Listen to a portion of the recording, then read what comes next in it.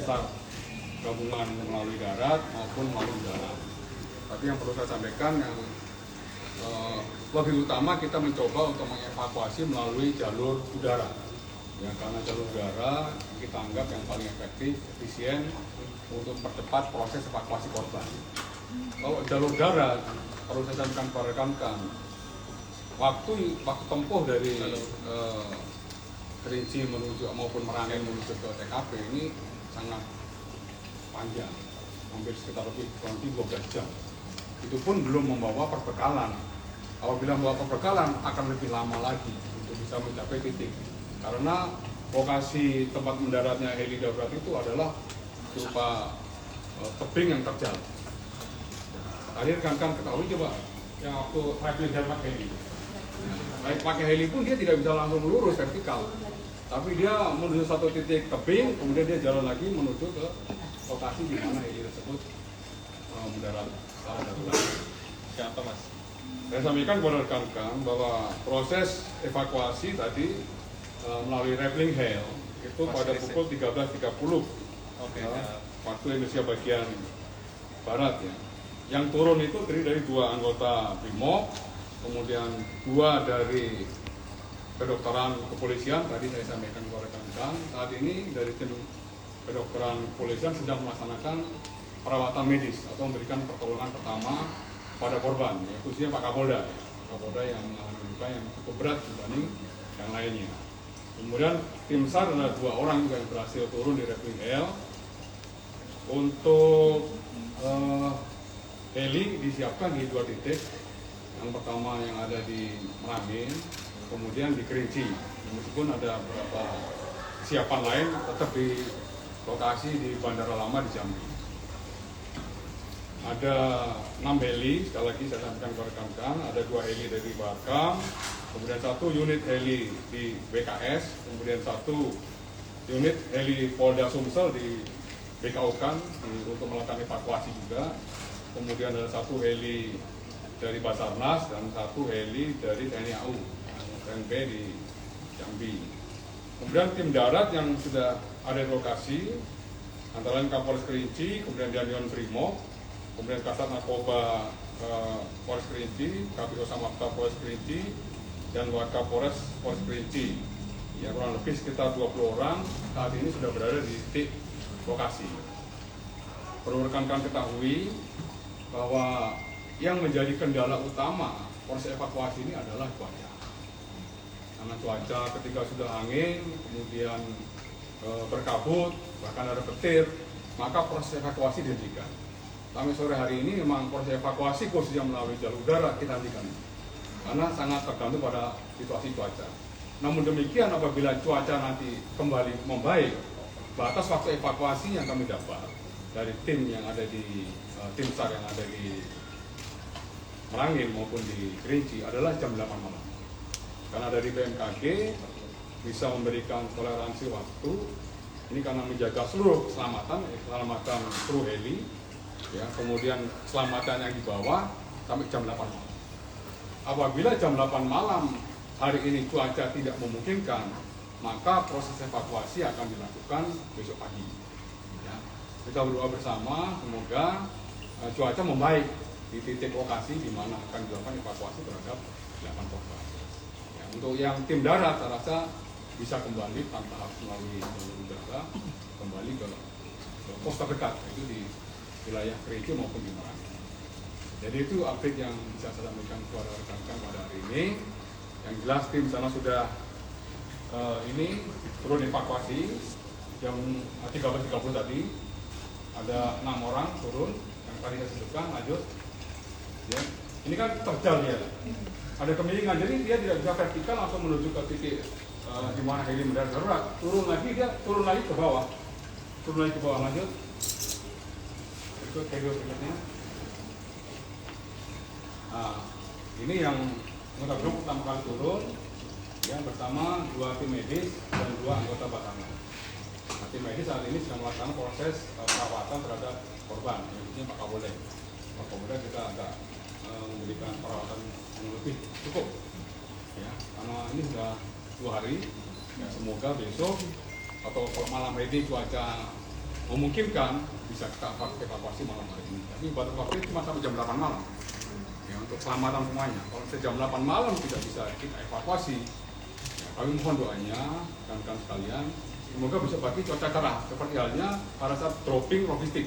Dropping logistik kita lakukan jam 6 pagi karena situasi cuaca pada itu memungkinkan. Jam 6 pagi langsung dropping cukup. Ya, proses evakuasi untuk korban karena pengangkatan ini juga butuh keamanan juga dan kita utamakan keselamatan. Nah, ini harus dipertimbangkan. Kalau tim darat saya rasa cukup berat dan cukup lama waktunya. Resikonya juga cukup tinggi. Tidak mau beban aja butuh waktu 12 jam.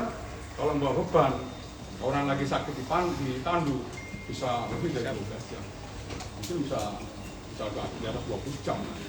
Nah, yang efektif adalah jalur evakuasi dengan menggunakan jalur. Si korban ini setelah ada tim medis dan lain sebagainya itu melihat langsung ke lokasi, kondisi para korbannya seperti apa dan ada ancaman hewan buas nggak Pak di lokasi? Ya, karena di situ juga sudah cukup ya anggota yang di lokasi saat ini sudah 20 orang. Ya, peralatan semuanya sudah cukup memadai. Tapi yang terutama adalah keselamatan Pak Kapolda dan Pak Kapolda mengalami luka ya. Kondisi Pak Kapolda yang lebih cukup berat dibanding yang lainnya. Jadi insya Allah dengan tim medis yang 2 orang ini turun dengan menggunakan helm ini bisa mengatasi pertolongan pertama di TKP. Tapi ada Pak sampai akhir bakal didampingin sama medis juga? Ya, sampai proses evakuasi selesai. Tim medis mendampingi terus sampai dengan beliau dievakuasi dengan menggunakan jalur. Tadi di mana hewan buas saat ini? Hewan buas kita antisipasi. Kita kan punya parameter. Kita BRIMOB di sana juga memiliki peralatan yang cukup lah untuk melindungi korban yang saat ini menjadi fokus tim evakuasi. Berarti belum ada yang berhasil diangkat ya Pak, masih tindakan medis misalnya ini? Ya, sampai dengan hari ini utama kita adalah tindakan medis, kemudian kita membuat pipa tadi untuk tenda-tenda, kemudian membuat timbun juga untuk kalau makanan, minuman, dan obat-obatan terbatas cukup lah ya untuk memberikan perawatan terhadap para korban. Pak bisa dideskripsikan sarafnya Pak Kapolda itu seperti apa dengan bermalam satu lagi atau masih bisa juga bertahan atau gimana Pak? Ya kita doakan ya, kondisi tangannya dia mengalami luka serius ya. Ini yang harus kita rawat. Mudah-mudahan besok dengan cuaca yang bagus, kami mohon doanya semuanya bisa dievakuasi. Karena memang kendala yang utama di sana adalah cuaca. Nah, cuaca setiap saat bisa berubah. Atau hujan, berkabut, seperti sore hari ini hujan petir, ini sangat riskan terhadap heli untuk merapat ke lokasi untuk melakukan proses evakuasi. Ya. Hanya memastikan Pak, ini helikopter tersebut jatuh atau mendarat darurat? Mendarat darurat. Sekali lagi saya tekankan mendarat darurat. Ya, jangan sampai ada diksi-diksi yang berbeda-beda lagi. Kemarin Pak Kapolri sudah menyampaikan laporan awal yang kita terima dari Kabid Humas dan Pak Kapolda adalah mendarat darurat. Karena Pak faktor cuaca kabut begitu ketika masuk ke dalam cuaca kabut udah nggak bisa lihat apa-apa. Ya. Tapi nanti ini kan proses investigasi masih akan berlanjut. Ya, oke. Pak, tapi kalau yang kondisi itu rusak nggak sih Pak? Sementara apakah memang hanya masalah cuaca atau memang ada kerusakan mesin juga? Itu saya belum bisa pastikan ya. Ya, faktor utama adalah cuaca sehingga kenapa heli itu harus mendarat darurat. Kalau nggak mendarat darurat, seperti rekan ketahui tadi, ini kan tebing ini. Tebing. Kalau tidak dilakukan mendarat darurat bisa lebih fatal lagi ke tebing ini. Gitu. Ini kan tebing semuanya. Mereka tidak bisa langsung secara kita turun melalui tebing itu jalan lagi ke bawah. Foto-foto selanjutnya. Nah ini tebing ini. Tebing harus turun ke bawah lagi. Ini kru heli yang dalam kondisi yang melakukan api unggun dan ada itu tadi ini Pak Kapolda ya lagi untuk Pak Kapolda terus lanjut ini Pak Dirkrimum itu salah satu kru. Nah ini tim yang sudah saat ini tim darat yang ini berarti itu waktu panjang dia yang membawa ini tim darat di sana dari TNI dari kita sudah membawa ini aja butuh waktu sangat panjang. Kalau saya diangkat berapa lama? Mbak, handphonenya Mbak. Ya berapa lama lagi? Ini mendarat ini apa bekalan ini? Apa bekalan ini? Nah ini mendarat hanya buat ransel aja, pembekalan lagi. dia tidak bisa membawa lebih daripada itu karena memang jalurnya agak berat. Berarti penanganannya evakuasi juga salah satunya dengan jalur udara ya Pak ya? Yang paling efektif efisien adalah dengan jalur udara. Ya, karena ini kan berkaitan dengan waktu. Pak, untuk makanan itu kan pagi sudah diberikan begitu. Kira-kira akan bertahan berapa lama dan kapan lagi logistik makan makanannya akan diberikan? Ya, kalau kebutuhan makanan saya rasa tim darat buat bekal. Kemudian tadi pagi juga dropping makanan dan minuman saya rasa cukup untuk bekal selama beberapa hari ke depan. Apabila kurang pun bisa pagi jam 6 pagi. Dari cuaca yang baik bisa di dropping lagi untuk makanan. Ya. Saat ini masih kabut ya, tadi masih kabut. Dan saat ini belum ada pergerakan heli sama sekali. Jadi pergerakan yang bisa dilakukan saat ini hanya di TKP, di darat, buat pipa, kemudian penanganan medis ini yang bisa dilakukan itu. Ya. Sama mungkin proses evakuasi kan ditebang-tebang juga. Jadi takutnya ada pohon-pohon besar yang bisa mengalami proses evakuasi itu dibersihkan semua. Gitu. Pak, nanti kalau dibawa ke rumah sakitnya apakah di Jambi atau langsung ke Polri itu kan nanti Ya nanti tim medis yang paling bisa memutuskan itu. Kalau misalnya langsung dibawa ke Jambi 1,5 jam. Kalau misalnya ditangani di Kerinci secara awal tangani Kerinci dulu. Ya untuk di Jambi pun proses penanganannya kalau sudah stabil harus evakuasi ke Jakarta, pasti dilakukan evakuasi ke Jakarta untuk memberikan pelayanan medis yang lebih baik. Tapi maksimal evakuasi besok pagi ya Pak. Antara saya seperti itu. Nanti akan saya update lagi ya, karena batas evakuasi pada malam hari hanya jam 8 malam ya. Ini sesuai dengan BMKG. BMKG memutuskan Pak tidak boleh lebih dari jam 8 karena kondisi cuaca tidak memungkinkan. Keselamatan menjadi utama, ya, keselamatan tim evakuasi maupun keselamatan yang akan dievakuasi. Oke, cukup ya kan? Pak, mau tanya nih Pak, Update lain Pak. pilot PCR kemarin di mana Pak jadinya? Update-nya. Update terakhir hari ini dari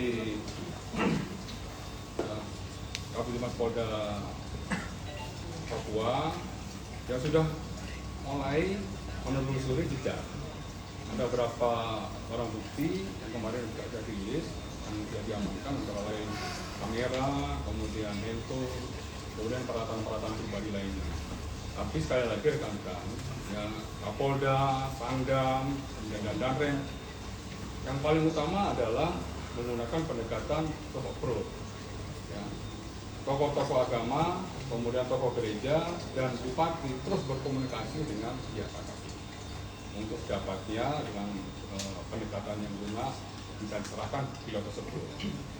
Nah, tapi kita kan punya batas waktu juga, dan kita juga bisa monitor juga. Apabila itu tidak dilakukan, maka upaya pendekatan hukum tentunya menjadi alternatif terakhir yang dilakukan oleh Satgas Damai-Kartan, gabungan TNI Polri yang ada di Papua. Pak, ada tenggang waktu nggak sih Pak pendekatan soft approach ini dilakukan mungkin dalam durasi waktu yang sudah ditetapkan akan dilakukan? Tentunya tergantung pada situasi di wilayah, situasi di lokasi. Nanti saya akan update lagi apabila sudah dapat informasi dari Kabitumas Polda Papua. Pak, Pak, soal dosen UI, update-nya seperti apa ya Pak? Informasi yang terakhir ya, saya dapat dari Subinter, kalau Subinter melakukan komunikasi dengan Kemenlu, kemudian dengan atas kepolisian, bahwa posisi yang terakhir yang bersangkutan ada di Boston, US. Ya, jadi ada peralihan penerbangan yang seharusnya yang bersangkutan dari Istanbul menuju Jakarta, tapi yang bersangkutan mengalihkan penerbangan dari Istanbul langsung ke Boston. Ini terpantau terakhir yang bersangkutan ada di Boston.